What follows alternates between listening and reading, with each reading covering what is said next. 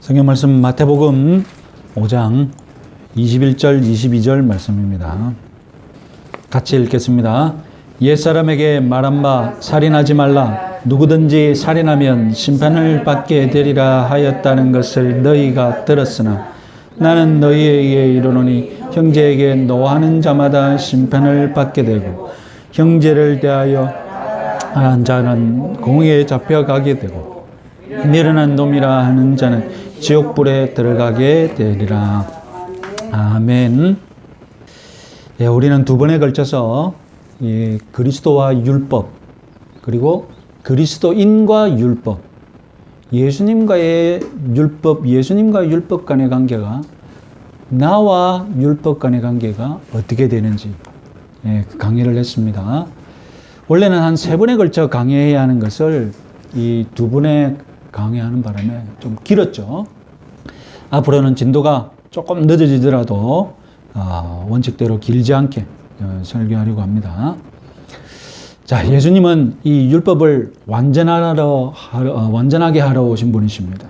그래서 예수님이 가져오신 이 지상 천국에서도 율법은 유효합니다.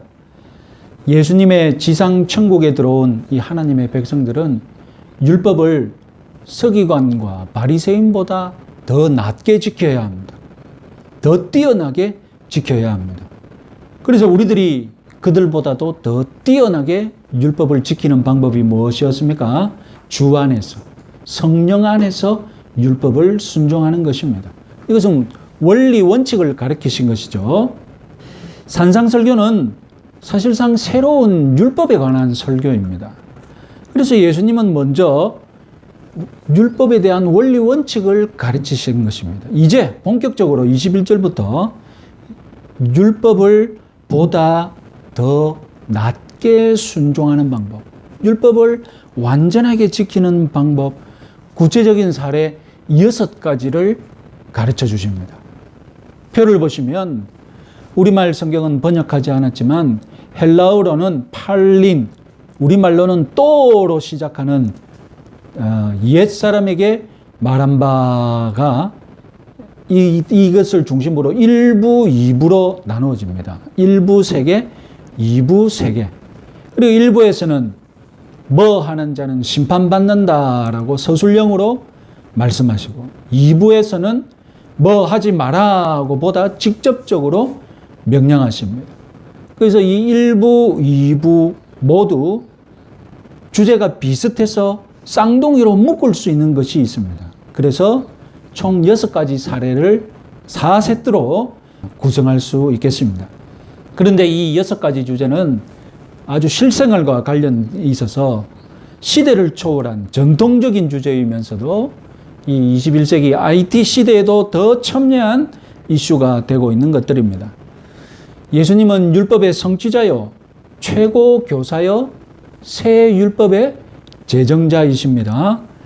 그런 자격으로 예수님은 유대 랍비들이 가르쳤던 율법보다 더 완전한 해석과 실천, 그리고 오늘날 우리들에게도 유효한 해석과 실천을 가르쳐 주시는 것입니다. 첫 번째 주제는 살인입니다. 이 살인에 관한 율법을 인용하시면서 뭐라고 했느냐? 하였다 하는 것을 너희가 들었으나 라고 표현하셨습니다. 예수님은 율법을 인용하실 때에 기록되었으되라고 말씀하셨죠. 그런데 하였다 하는 것을 너희가 들었다라는 것은 구전율법을 뜻합니다. 고대 사회는 책이 거의 없었습니다. 오늘날 우리는 학교에서 교과서를 통해 교육하지만 고대 사회는, 책이 없는 사회는 어떻게 교육을 합니까? 어떻게 교육을 합니까? 옛날에 창을 배울 때 어떻게 합니까? 악보도 없는데 창을 배울 때 어떻게 합니까? 옛날에 악보도 없는데 무조건 따라하고 외우는 거예요. 그래서 입에서 입으로 전달된다고 해서 그런 걸 뭐라고 합니까? 구전이라고 합니다. 율법도 마찬가지입니다. 유대 랍비들은 성문율법, 즉 기록된 율법 책에 기록된 율법도 있지만 모세의 입에서 나와 기록되지 않고 전달되어서 오늘날 유대 랍비들까지 이렇게 구전으로 전달된 구전율법이 있다고 또 믿었습니다. 그래서 당시 랍비들은 이런 가르침이 있었다, 이런 말을 랍비가 했다라면서 유명한 랍비들의 해석을 구전율법으로 열심히 가르쳤습니다. 그렇게 구전율법들을 모은 책이 무엇이냐? 성문율법을 모은 책은 당연히 성경이겠죠. 그럼 구전율법들을 모은 책이 무엇입니까? 구전율법들을 모은 책이 탈무드입니다. 그래서 예루살렘 탈무드는 12권, 바벨로니안 탈무드는 무려 60권이나 됩니다. 오늘날 우리들이 한국어로 번역된 한 권짜리 탈무드는 뭐겠습니까? 요약본이죠. 우리나라 사람들에게 인기 있는 도움이 될 만한 주석들을 뽑아가지고 한 권으로 만든 요약본입니다. 이렇게 예수님이 지금 유대 백성들이 대부분 다 뭘 배운 겁니까? 구전율법을 배웠거든요. 그래서 이 구전율법을 인용하신 다음 예수님은 자신의 해석과 명령을 이 구전율법과 대조시킵니다. 이때 예수님이 뭐라고 하셨느냐? 나는 너희에게 이르노니. 구전율법은 뭘 가르칩니까? 구전율법은 이런 가르침이 있다. 랍비가 이렇게 가르쳤다. 랍비가 이런 말을 했다. 이렇게 말하는데 예수님은 나는 너희에게 말한다. 나는 너희에게 명령한다. 예수님은 이 패턴을 지금 6번이나 반복하실 것입니다. 랍비들이 이런 가르침이 내려온다라고 말할 수밖에 없는 이유는 랍비 자신에게 권위가 없기 때문입니다. 자기 이름으로 가르칠 권위가 없는 거예요. 그런데 예수님은 어떻습니까? 예수님은 자기 이름으로 가르칠 권위가 있는 거예요. 그래서 예수님은 가르칠 때 어떻게 가르칩니까? 내가 너희에게 이른다. 마치 하나님처럼 가르치는 거예요. 그럴 권위가 있으니까요. 예수님이 내가 너희에게 이른다. 이렇게 말하면서 가르친 랍비는 예수님 당시에 없었어요. 하나님만이 그렇게 말할 수 있는데 예수님이 그렇게 했으니까 사실상 아무도 그렇게 하지 않는 것을 예수님만 그렇게 하신 거예요. 그러면 예수님이 인용하신 구전율법의 내용이 무엇입니까? 살인하지 말라.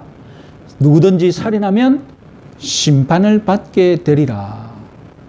정확하게 이대로 기록된 율법은 없습니다. 그런데 살인에 관한 율법들 몇 구절을 다 모아서 요약해보면 어떻게 됩니까? 이대로 나오는 거죠. 살인에 관한 율법들을 다 모아서 요약해보면 살인하면 심판을 받게 되리라. 잘 요약했습니다. 아무리 생각해봐도 틀린 것이 없지 않습니까? 무엇이 틀렸습니까? 살인했으면 심판받는다. 틀린 거 없잖아요. 그런데 예수님은 22절에서 더 심오하게 해석하십니다. 22절, 형제에게 노하는 자마다 심판을 받게 되고 형제에 대하여 라가라 하는 자는 공회에서 잡히고 미련한 놈이라 하는 자는 지옥불에 들어가게 되리라. 여기서 형제는 친형제나 그리스도인들을 뜻하지 않습니다. 이웃이나 동료를 뜻합니다. 이 랍비들이 가르친 율법과 예수님이 가르친 율법, 이제 차이점이 드러납니다. 무엇입니까? 랍비들은 율법의 겉만 봅니다. 문자가 뭐라고 하느냐. 그러나 예수님은 율법의 속까지 봅니다. 이 율법이, 이 문자가 어떤 정신을 우리에게 가르치느냐. 예수님은 세 단계로 살인의 의미를 더 깊이 파고듭니다.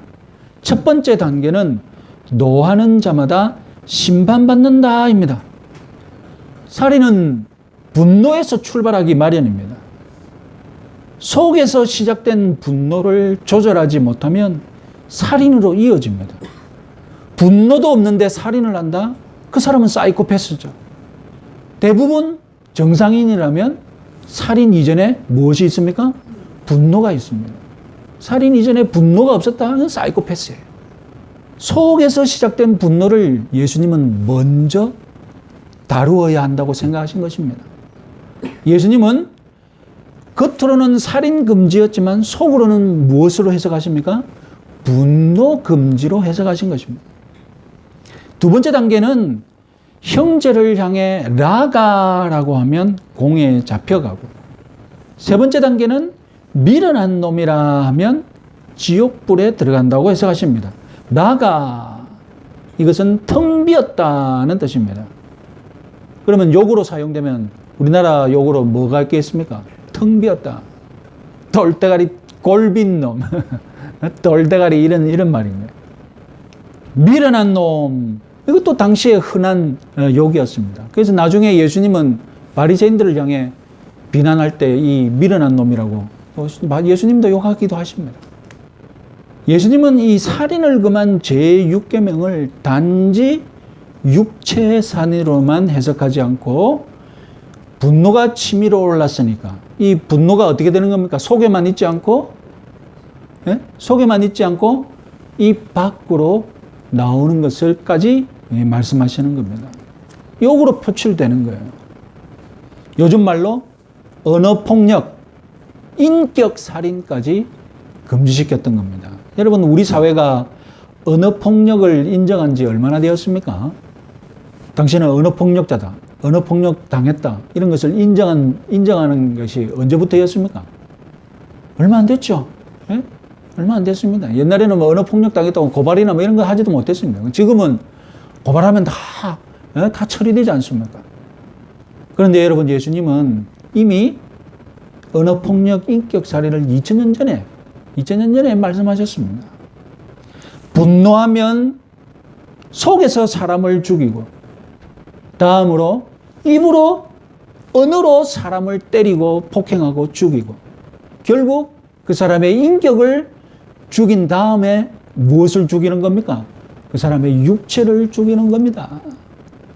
이처럼 예수님은 제6계명을 사람 속으로 깊이 집어넣으셔서 심리화하셨던 것입니다. 이뿐만이 아닙니다. 예수님의 심오한 해석은 심판의 깊이에서도 적용됩니다. 살인하면 심판받는다. 이 구전율법에서 심판받는 지역, 심판받는 자는 지역의 재판정에서 심판을 받겠죠. 나중에 나온 문서에 의하면 지역의 재판장은 23명 정도의 재판관 앞에서 재판을 받는다는 것입니다. 그런데 여러분, 라가, 이 골빈 놈이라고 하면 예루살렘의 산에 들인 공회에서 심판받는다고 합니다. 거기는 우리나라로 말하면 대법원이거든요. 72명의 국회의원급 지도자들에게 재판받는다는 것입니다. 그리고 마지막으로 미련한 놈이라고 욕하면 어디서 심판받는다고요? 하늘에서 심판받았고 지옥불에 떨어진다는 것입니다. 자, 여러분, 여기서 좀 이상한 것이 무엇입니까? 예수님의 말씀을 문자 그대로 받아들이면 좀 이상한 것이 있죠. 무엇이 이상합니까?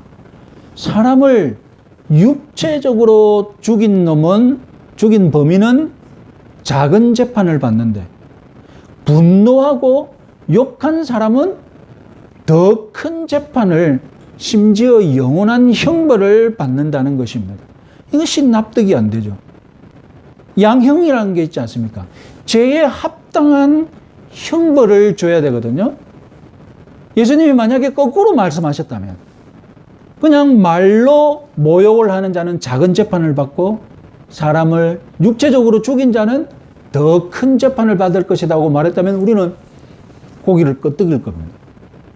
더군다나 여러분, 헬라어 문법에 의하면 이 욕한 행위는 습관적으로 욕을 하는 것이 아니라 단 한 번 욕을 한 거거든요. 그러니까 엄격하게 해석을 문자적으로 해석하면 단 한 번이라도 욕하면 지옥불에 떨어지는 거예요. 예수님 말씀이 그거예요.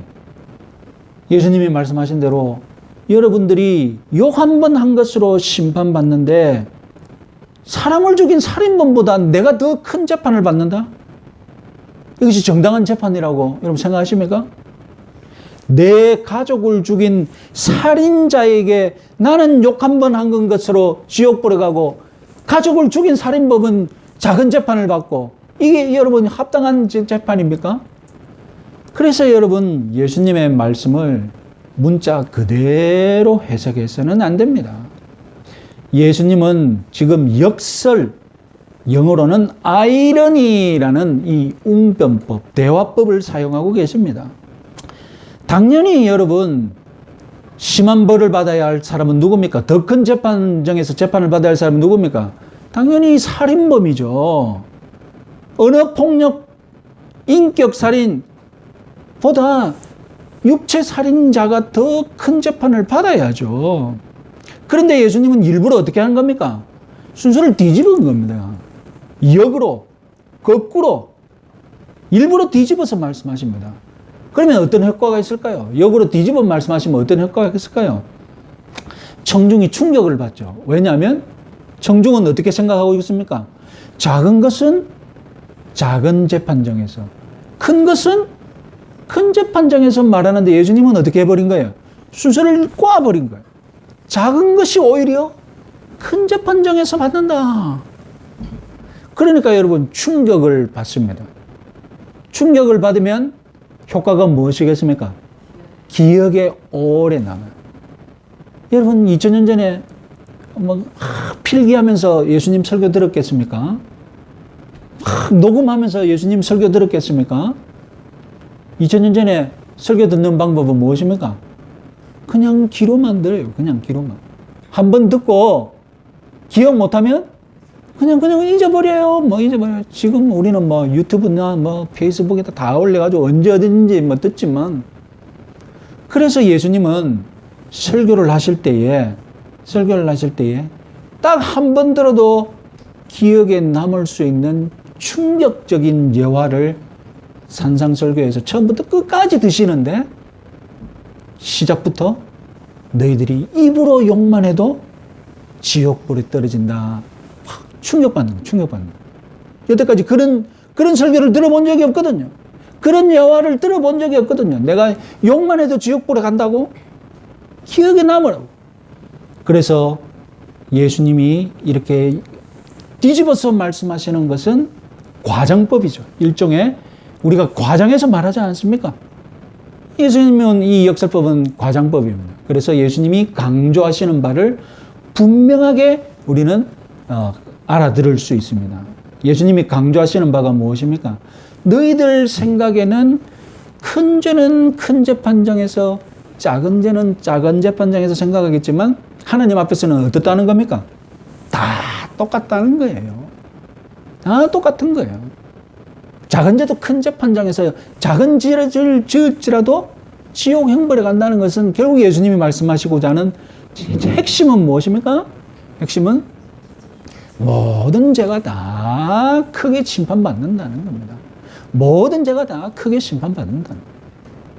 자, 예수님은 살인 금지의 계명을 분노 금지, 다음에 욕 금지, 다음 인격 무시 금지로 더 심오하게 해석하신 것입니다. 그러면 우리는 대단히 불편하죠. 왜냐하면 제6계명을 살인 금지로만 해석하면 우리는 항상 지키죠. 그렇잖아요. 저와 여러분들이 어디 살인할 기회가 몇 번이나 이렇게 살면서. 그래서 우리 제6계명은 저와 여러분이 인생 살면서 한 번도 어기지도 않을 계명이 되는 거예요. 그렇잖아요. 그런데 그럼 우리 6계명 앞에서 편해요. 내가 뭐 사람 죽일 일이 있겠나? 6계명 앞에서 편하죠. 근데 예수님은 6계명을 어떻게 해석하십니까? 네가 속에서 사람 죽이지 않느냐? 네가 입으로 사람 죽이지 않느냐? 네가 그 사람의 인격을 죽이지 않느냐? 불편해. 맞거든. 진짜로 우리는 입으로 죽일 놈, 살릴 놈, 속으로는 찢어 죽일 놈, 그런 마음이 진짜로 있거든. 이제 예수님의 해석이 더 불편한 거예요. 예수님의 해석이 우리의 마음을 더 찌르는 거예요. 그 불편하니까 우리는 불만이 있습니다. 어떤 불만이 있습니까? 아니, 살면서 사람이 한 번도 화를 안 낼 수가 있나? 희노애락이 사람 기본 감정인데, 하나님이 주신 감정인데, 사람을 그래 만들어 놓고, 사람이 화를 내게 만들어 놓고 화를 내지 말라니, 분노를 금지하신 이 하나님의 뜻이 무엇인지 우리는 오늘 좀 다시 생각해 봐야 되겠죠. 분노가 우리에게 치명적으로 미치는 악영향이 무엇입니까? 정상적인 판단 기능을 방해하죠. 분노하게 되면 일단 내 피해를 과장합니다. 내가 입은 피해를 과장해야 내 분노가 정당하잖아요. 뭐 조그맣게 다쳤는데 막 세상 막 다 뒤집을 듯이 분노하면 이상하잖아요. 내가 정말로 죽을 듯이 내가 엄청나게 피해를 받기 때문에 내 분노가 이렇게 크다고. 그러니까 내 피해를 어쨌든 과장해야 내 분노가 정당화되는 거예요. 그러면 내가 이렇게 분노한 것을 정당화시키려면 나쁜 놈은 어떻게 해야 됩니까? 나쁜 놈은 적당하게 나쁘면 안 돼요. 나쁜 놈이 적당하게 했는데 내가 막 분노하면 내만 이상한 놈 되잖아. 그러니까 어떻습니까? 전 상대방은 진짜로 죽일 놈이 돼야 돼. 그래야 내가 이렇게 미쳐 날뛰는 것이 정당화되거든요. 그러니까 내 피해는 부풀리고 남의 악행은 더 크게 만들고 분노가 그런 일을 하는 거예요. 분노가. 그러면 상대방은 선의를 가지고 실수할 수도 있고, 그죠? 상대방은 선의를 가지고 나에게 한 일인데 실수했을 수도 있잖아요. 선의를 했는데 실수했을 수도 있고, 내가 조금 참을 여지도 있고, 다양한 우리가 고려해 볼 여지가 있는데, 분노가 나면 그 모든 여지들을 어떻게 해버립니까? 막아버리고, 나는 죽을 지경이고, 저놈은 나를 죽이려고 했다라고 모든 상황을 그쪽으로 몰아가는 것이 분노입니다. 아까 말씀드렸듯이 예수님은 분노에 대해서 분노하지 말라고 했는데, 그러면 사람의 기본 마음이 분노인데 우리가 분노를 금할 수 없지 않습니까? 어떻게 된 것입니까? 분노가 인간의 기본적인 감정이라면, 우리는 분노할 수밖에 없는 존재라면, 분노를 금하신, 분노하면 벌하겠다는 이 명하신 예수님의 명령은, 그것은 바로 분노 자체를 금하는 것이 아니라 분노를 키우지 마라 라는 뜻으로 해석해야 하겠습니다. 우리는 분노가 나면, 화가 나면 분노를 키우는 쪽으로 나갈 수 있고 분노를 죽이는 쪽으로 나갈 수 있습니다. 형제에 대해 분노합니다. 그런데 성경은 분노에도 죄를 짓지 말라고 합니다. 분노하면 분노 자체가 죄가 아닌 거예요.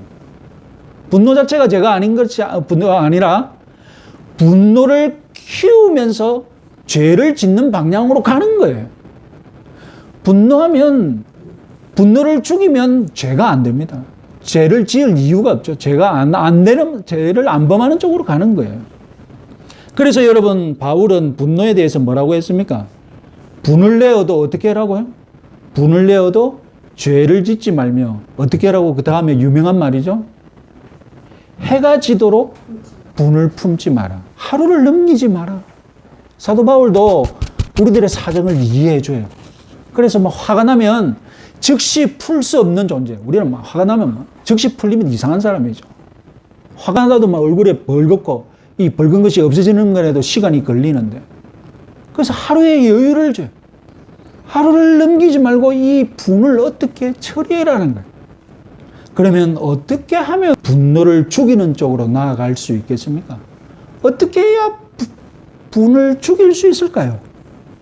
여러분, 예수님이 왜 분노 다음에 언어폭력과 인격살인에 대해서 말씀했겠습니까? 분노를 키우는 방법이 뭐겠습니까? 분노를 키우는 방법이 다름이 아니라 언어폭력 그리고 인격살인으로 내 분노를 계속 키우는 거예요. 분노는 우발적이고 충동적이고 본능적인 면이 있습니다. 심지어 어떤 면에서 분노는 의로운 면도 있습니다. 우리가 안타깝고 이 억울한 저 장면을 보면 막 화가 나잖아요. 그래서 분노는 의로운 면도 있습니다. 그래서 분노는 인정받아야 할 면이 있습니다. 그런데 여러분, 욕은 아까 말씀드렸듯이 속에 있는 분노가 터져 나온 것이라고 했지 않습니까? 그리고 인격을 무시하고 인격적으로 살인하고 언어로 때리는 이런 일은 다분히 계산적이고 의지적인 행동입니다. 우리가 분이 터져 나오는 것은 절제가 안 되는데, 참지 못하는데, 말로 사람을 죽이고 말로 사람을 때려 죽이고 이런 일은 정말로 그것을 마음에 품었던 것을 입에 내뱉는 이 일은 분노가 터져 나오는 것과 별개의 일이라는 것이죠. 이것은 다분히 의지가 들어가고 생각이 들어가고 내 힘이 들어가는 일이라는 겁니다. 내가 화가 나 있다는 것을 더 역동적으로 청각적으로 표현하는 것이 욕이죠. 분노는 욕도 부르고 그리고 내가 욕하는 것을 내가 들으면 더 화가 나가지고 내가 욕했는데 상대방은 가만히 있습니까? 상대방도 욕하겠죠? 그러면 그런 욕을 주고받으면 분노가 더 나는 거죠. 그래서 여러분 분노와 욕은 서로를 부추기는 친구죠. 물론 여러분 욕도 긍정적으로 카타르시스 자기 감정을 어떻게 하는 겁니까? 정화시킨다고 하죠. 한번 욕을 하면 어떤 마음이 듭니까? 속에서 시원한 막 기분이 있잖아요. 그래서 욕이 나온 거죠. 예? 욕을 해야 시원한 마음이 있거든요. 속에 있는 것들을 욕으로 표현하고 쏟아내는 것, 한을 쏟아내는 것, 그것이 욕이 가지고 있는 기능이거든요. 심리적인 기능. 그런 건 인정해요. 그래서 여러분 욕도 하루의 말미를 성경이 주지 않습니까? 하루 동안 어떻게 하라는 거예요? 하루 동안 실컷 하고 감정을 씻어내고 자 카타르시스를 하라는 거예요. 그러나 여러분 매일 욕으로 사람을 폭행하고 죽이면 어제는 내가 어디까지 때렸더라? 오늘 다시 때려야지. 사흘째는 이번에는 찢어 죽일까? 계속 욕하고 나흘째도 욕하고 여러분 한 사람을 향해서 매일 개새끼 일하면 그 사람이 진짜로 어떻게 되겠습니까? 진짜 개가 돼요. 그래서 어떻게 합니까? 개 패듯이 패를. 나중에는 어떻게 하겠습니까? 개 잡아먹듯이 죽이겠죠. 진짜 개 취급하는 거예요. 분노를 키우는 방법은 욕을 계속하고 이러면 분노가 키우는 것이라면 그리고 분노의 마지막 정점은 살인 직전의 마지막 점은 저 사람의 인격, 저 사람의 존재 자체를 무시하는 없어도 되는 놈, 죽어도 되는 놈, 이 세상에 필요가 없는 놈. 그까지 가면 이미 살인 직전까지 간 겁니다. 존재 가치가 없으니까 존재를 없애는 것은 당연시 되는 거죠. 저 사람이 있어야 되겠다. 저 사람은 필요한 존재다. 그걸 부인하면 없어도 되는 존재다면 내가 없어도 되는 거잖아요. 그래서 여러분 분노를 죽이려는 길로 가려면 먼저 내 입을 닫고 욕을 삼가해야 합니다. 화가 났는데 내가 욕을 안 해요. 그럼 내가 어색해요. 왜요? 뭔가 욕을 해야 화가 난 거에 어울릴 것 같은데 화가 났는데 욕을 안 하면 어떻게 됩니까? 내가 화가 안 났나? 내가 좀 화난 걸 표현하기 위해서 욕이라도 좀 해야 되나? 주춤주춤 거려요. 여러분 실제로 그렇습니다.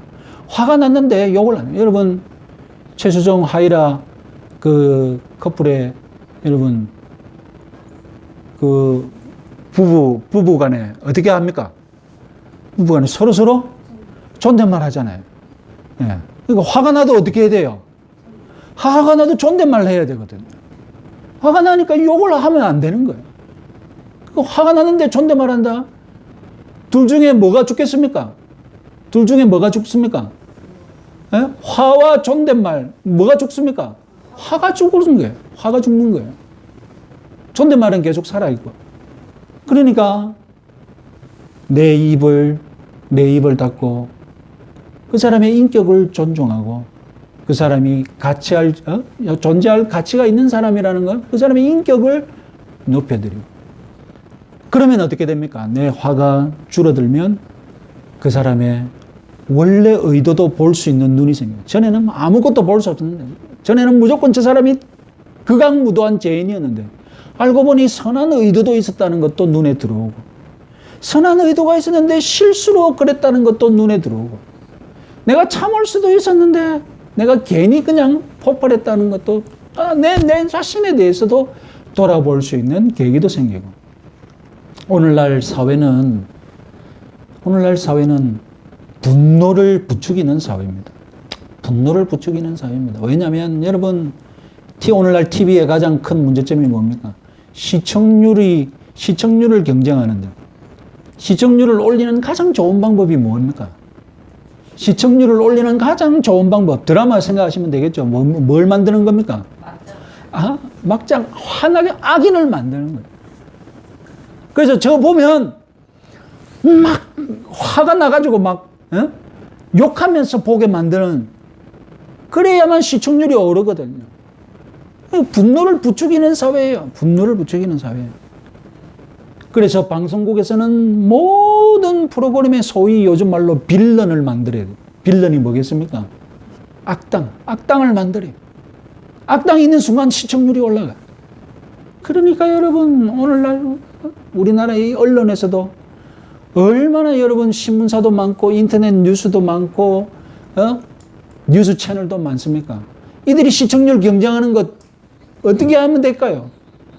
여러분들이 열받게 만드는 뉴스를 보내는 거예요. 다른 뉴스는 다 없어.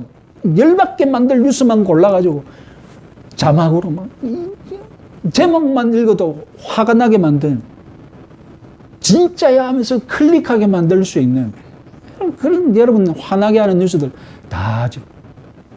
종편 뉴스 보면 안 됩니다. 뭐냐면 여러분 마음이 나빠요. 종편 뉴스 채널은 그냥 여러분 화나게 하려고 화나게 만드는 게 목적이에요. 그 노는 전문가들이 진짜 전문가입니까? 무슨 변호사가 와가지고 무슨 지가 뭘 다 안다고,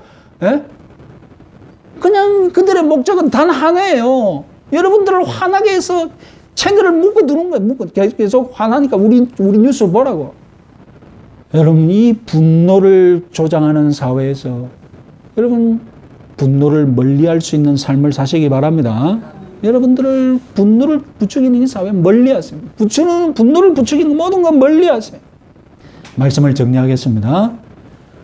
제6계명은 육체적인 살인뿐만이 아니라 마음의 살인, 명예의 살인, 인격의 살인마저 다루고 있다고 예수님은 해석하십니다.